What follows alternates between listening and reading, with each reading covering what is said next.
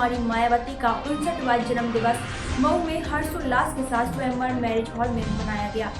कार्यक्रम के मुख्य अतिथि माननीय चैती राम एडवोकेट मुख्य मंडल प्रभारी आजमगढ़ रहे। उन्होंने कहा, आगे आने वाला 2027 का चुनाव में बहन कुमारी मायावती को उत्तर प्रदेश का 5वीं बार मुख्यमंत्री बनने से कोई नहीं रोक सकता। विशिष्ट अतिथि के रूप में नगर पालिका परिषद मऊ के चेयरमैन अरशद जमाल भी रहे। उन्होंने कहा, बहन कुमारी मायावती के शासनकाल में सर्व समाज को सम्मान दिया गया। कार्यक्रम की अध्यक्षता करते हुए पूर्व सांसद सलीम अंसारी ने कहा, बहन कुमारी मायावती के शासनकाल में गुंडे और माफिया स्वागत हो गए थे। पूर्व बसपा जिलाध्यक्ष रणविजय तथा वर्तमान बसपा जिला अध्यक्ष मऊ शैलेंद्र कुमार सिंटू भी अपने विचार व्यक्त करते हुए एक बार फिर बसपा सरकार की हुंकार भरते हुए कार्यकर्ताओं में जोश भर आने वाले चुनाव में अपनी एकजुटता के साथ परिवर्तन लाने का आह्वान दिया।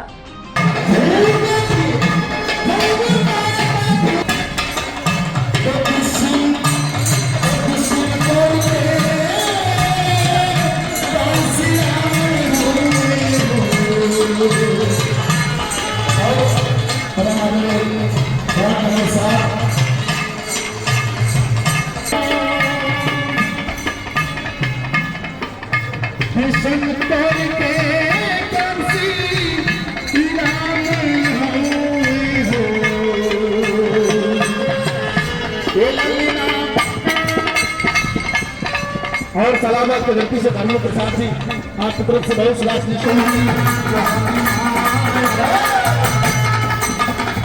हाथ उठा लीजिए सब लोग। क्या बात है? जय भीम, जय भीम।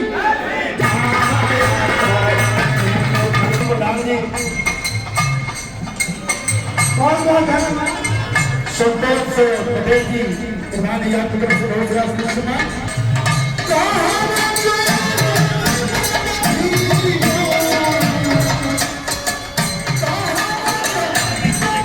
जनवरी है, आज से ठीक 69 साल पहले एक गरीब परिवार में एक बच्ची ने जन्म लिया था। वो बच्ची ने जब होश संभाला तो उसका मन पढ़ाई में बहुत लगता था और वो पढ़कर बहुत बड़ा अफसर बनना चाहती थी। लेकिन उनकी मुलाकात मान्यवर काशी राम जी से हुई और काशी राम जी का जो आंदोलन चल रहा था उनके साथ वो चलने लगी। आईएएस बनने का सपना उस वक्त खत्म हुआ जब उन्होंने मान्यवर जी के साथ गांव-गांव में घूमकर अपने समाज की बदतर हालत को देखा। उन्होंने देखा कि जो दलित हैं, जो शोषित हैं, जो पीड़ित हैं, उनको इंसाफ दिलाने के लिए कोई आवाज उठाने वाला नहीं है। जब उन्होंने देखा कि गरीब तो गरीब होता जा रहा है और कुछ चंद लोग हैं जो हुक्मरानी कर रहे हैं और इनके साथ अन्याय कर रहे हैं, तो उनके मन में ये पीड़ा उठी कि समाज को ऊपर उठाने के लिए आखिर क्या किया जाना चाहिए।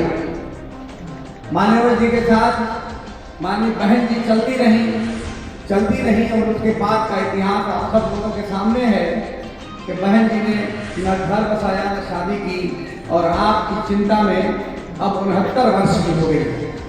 मैं दुआ करता हूँ ऊपर वाले से कि बहन जी को अच्छा सेहतमंद रखें, बीमारियों से बचावें और लंबी उम्र दें, क्योंकि अभी देश के लिए बहुत कुछ करना है।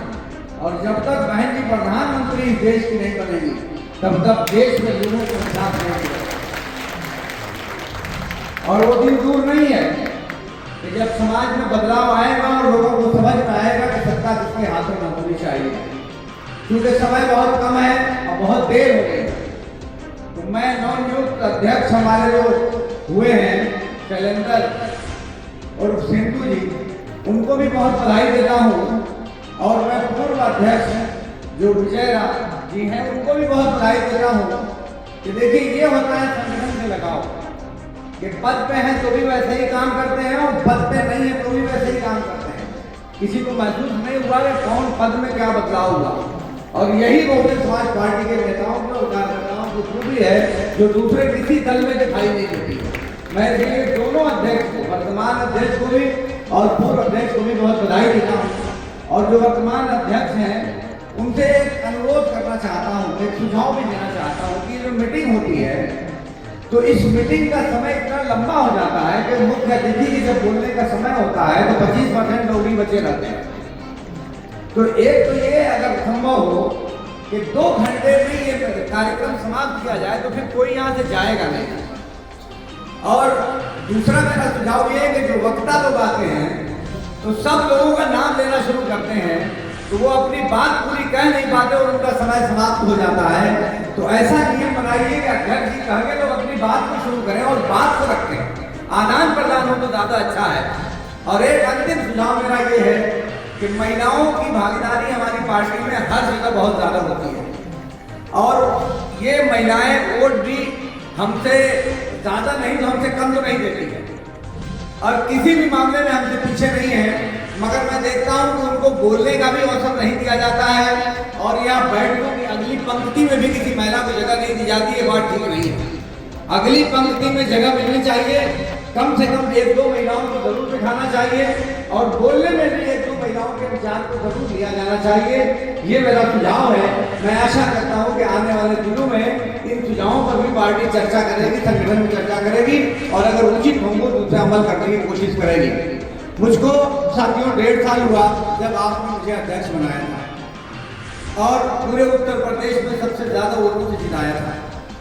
मैंने प्रयास किया है कि मैं अपनी जिम्मेदारियों को पूरा करूं और जितनी मेरे नगर पालिका क्षेत्र में दलित बस्तियां हैं और शोषित बस्तियां हैं उन सभी बस्तियों तक विकास को पहुंचाने का प्रयास किया।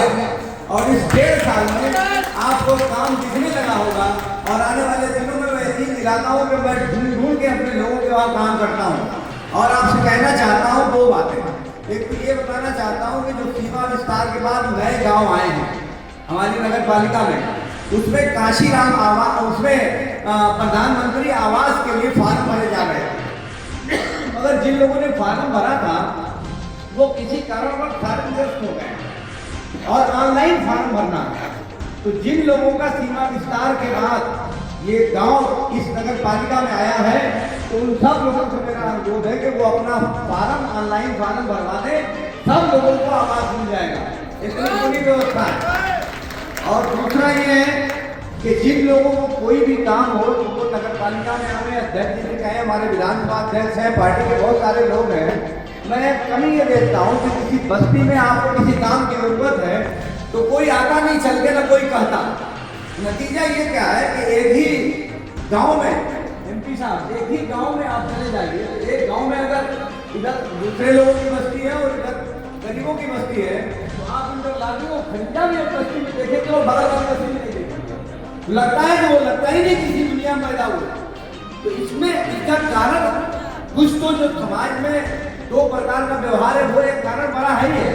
लेकिन ये जो दूसरा कारण मैंने महसूस किया कि आप अपने काम और अपने हक के लिए 2 कदम चलते नहीं हैं। तो अपनी बात को कहना चाहिए, मोबाइल का युग है, मोबाइल से कहिए, हमारे पास अर्थात लेके आइए और अपनी बस्तियों को, अपनी बस्तियां जो आपके नगर पालिका क्षेत्र में जो लोग हैं, मेरे इलाके में मैं चाहता हूँ कि उन सारी बस्तियों में जो मूलभूत सुविधाएं हैं उन सुविधाओं को आप तक पहुँचा दूँ। मैं उम्मीद करता हूँ कि आने वाले दिनों में आप लोगों का सहयोग इसी प्रकार मिलता रहेगा और मैं आपके काम जितना ज्यादा होगा उतनी ज्यादा मुझे खुशी होगी। जय भीम, जय हिंद। कटेंगे तो कटेंगे। आज देश इनसे कह रहा है तुमसे नहीं हो पाएगा। Can you understand the ignorance? We are not looking for your admiration. आपको अपना काम करना पड़ेगा। राजनीति देखिए चाणक्य न्यूज इंडिया के साथ।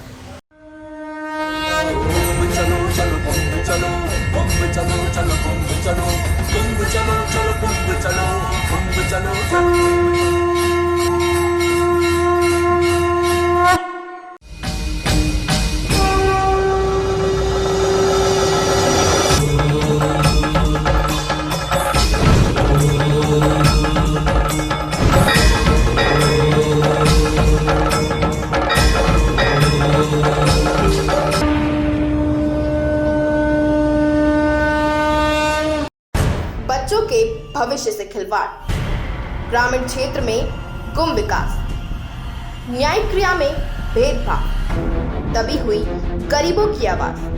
पर अब होगी जनता की बात, सड़क से पहुंचेगी संसद तक आवाज। सिर्फ सुन सरकार, देखिए चाणक्य न्यूज इंडिया पर।